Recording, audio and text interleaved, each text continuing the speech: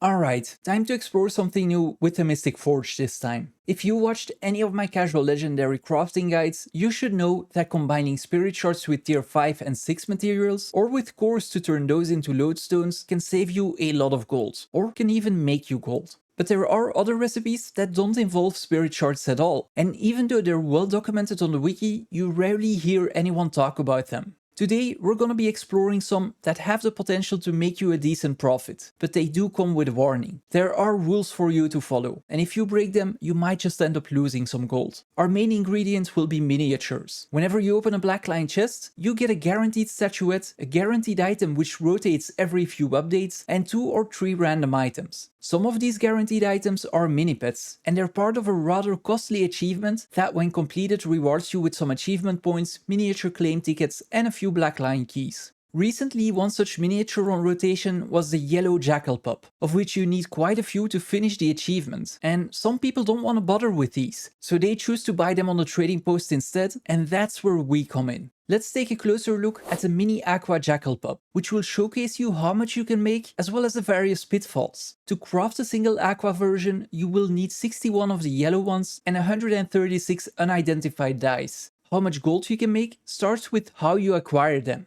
Ideally, you want to buy a stock of them whenever they're part of the blackline chest rotation. At that point the TP gets flooded with them, which causes the price to drop significantly. You can keep buying these throughout the year, but at a much steeper cost and only a few per day, so this will be more of a seasonal opportunity. Now, if you're impatient and they are on rotation, you could also choose to buy them instantly, which you would then do at a premium and has some implications when you're selling them. Next comes the actual crafting, which is fairly straightforward, but you're gonna need to stay focused, because the recipes are really easy to mess up. See, for an aqua jackal pup, we need 2 silver and a white one. But for the silver ones, we need 2 blue and another white. So let's maybe start with the white ones, for which we need 2 green and a yellow one. And for those greens, we need a red and 2 yellow ones. Which means we first have to make the red ones, for which we luckily only need the yellow ones we bought. If I didn't lose you by now, you might have noticed I didn't mention how to craft the blue ones. Not because we can't, but rather because crafting those would be done so at a loss. The good news is that we don't have to figure out which ones to craft, which ones to buy, and in what order to combine them.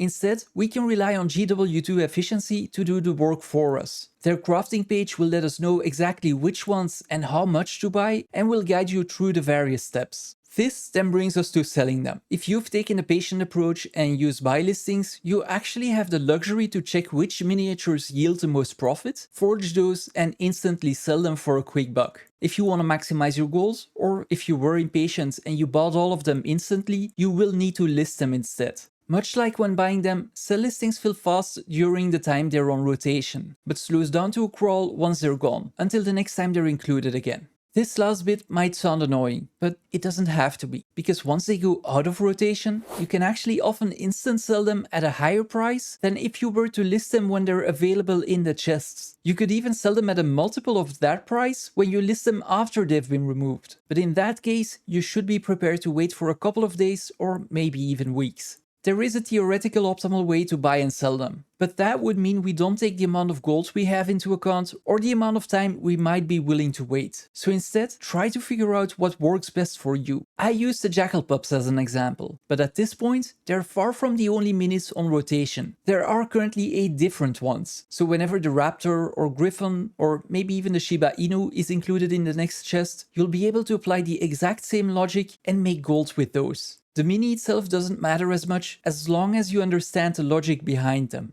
I want to include one more bonus recipe, but be warned, this one opens you up to RNG.